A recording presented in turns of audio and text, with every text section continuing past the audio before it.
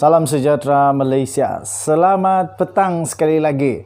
Berita baru saja diterima sebentar tadi yang pasti mengejutkan seluruh Malaysia. Kamu pernahkah membeli belah di mana-mana? Ataupun membeli apa sajalah?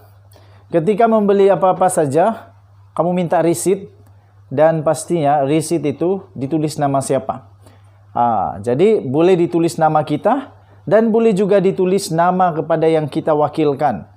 Saya pernah membeli belah, membeli barang komputer dan sebagainya, dan saya tolong kawan untuk beli komputer, komputer, laptop dan sebagainya.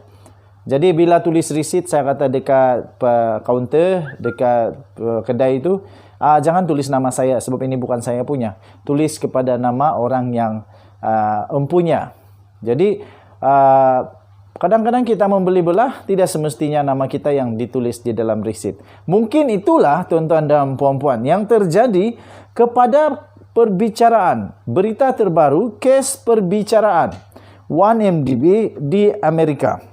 1MDB bukan di Amerika sebenarnya, tapi di Kuala Lumpur. Maafkan saya. Mungkin itulah yang terjadi kepada perbicaraan Datin Sri Rosmah Mansor, isteri tercinta Datuk Sri Najib Tun Razak, berkenaan dengan pembelian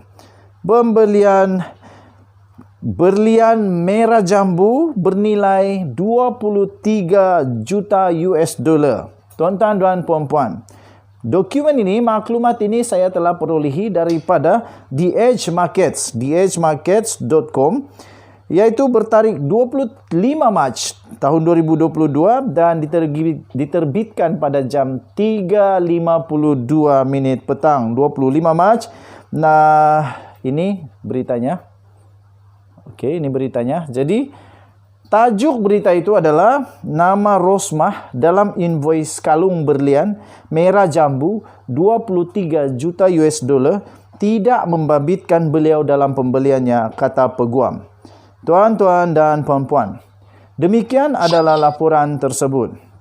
Kuala Lumpur, 25 Mac.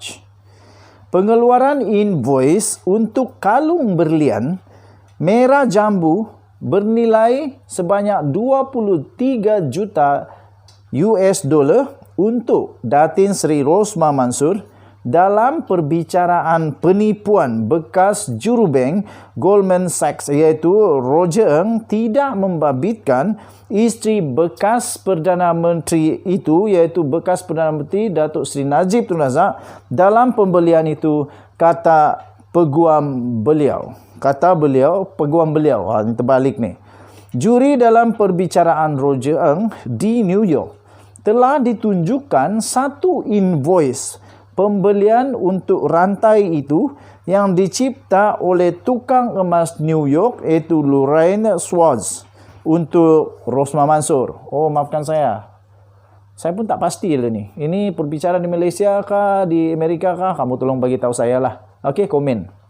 Dalam satu kenyataan, peguamnya iaitu Datuk Gaten Ram Vincent, Rajivan Nambiar dan Reza Rahim telah berkata Rosmah tidak mempunyai pengetahuan. Rosmah tidak mempunyai pengetahuan mengenai invoice yang dikemukakan dalam perbicaraan itu.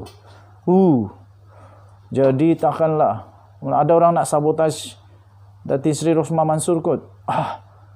Aduh, ini semakin panas, semakin mengelirukan, semakin bengong. Okey.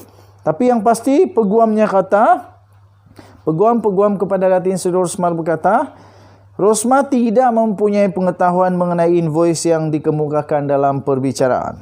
Katanya lagi, dalam apa jua keadaan, pelanggan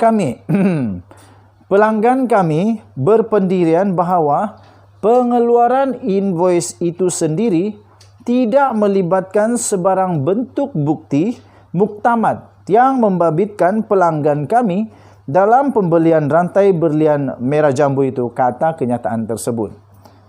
Rosmah Mansor dan suaminya, Datuk Seri Najib Tun Razak, menegaskan bahawa mereka berdua tidak pada bila-bila masa menuntut, meminta atau berhasrat untuk membeli rantai berlian merah jambu itu.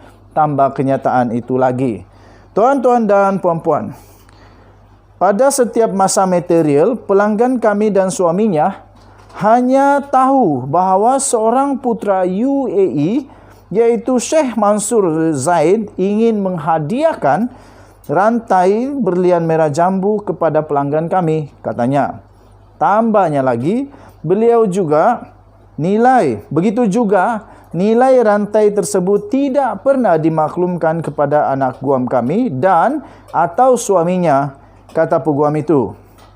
Perlu diambil perhatian bahawa anak guam kami tidak pernah menerima rantai berlian merah jambu itu, dan ini terbukti kerana walaupun telah diserbu oleh pihak berkuasa, rantai berlian merah jambu itu tidak pernah dimiliki oleh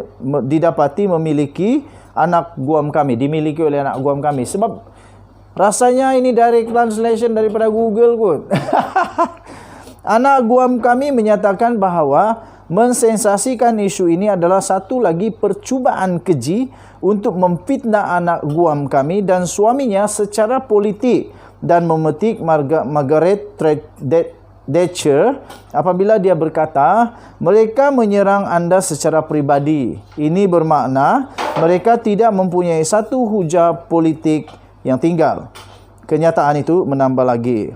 Bloomberg telah melaporkan bahawa perbicaraan Roger Ng mendedahkan rekod Swatch tentang pelarian Jolo yang berada di tengah-tengah skandal rasuah 1MDB mendekati tukang emas itu pada tahun 2013 yang lalu untuk mencipta serantai berlian merah jambu dengan permata berbentuk hati di tengahnya untuk Rosmah, dan kemudian memeterai perjanjian sebanyak 23 juta US dollar atau kira-kira hampir 100 juta ringgit Malaysia. Tuan-tuan dan puan-puan, Roger Ng adalah satu-satunya rakyat Malaysia yang menjalani perbicaraan di Amerika Syarikat berhubung dengan skandal rasuah 1MDB. Dia didakwa bersubahat untuk mencuci wang dan merasuah pegawai kerajaan di Malaysia dan Abu Dhabi melalui tawaran bon yang berjumlah AS 6.5 bilion yang dikendalikan oleh Goldman Sachs. Okey, tuan-tuan dan puan-puan, apakah ini benar? Sekiranya ini benar, terbukti Rosmah Mansur tak pernah dapat rantai kalung berlian bernilai hampir 100 juta tersebut. Dan kalau dibaca ini seolah-olah aku rasa saja macam kena komplot je. Kesian jugalah. Soalan seterusnya ialah, dekat mana rantai berlian itu sekarang? Dekat mana rantai berlian itu sekarang? Kesian jugalah kepada Rosmah Mansur kalau rantai berlian itu diguna namanya tapi tak pernah sampai kepada dia. Samalah dengan kes kalau saya tolong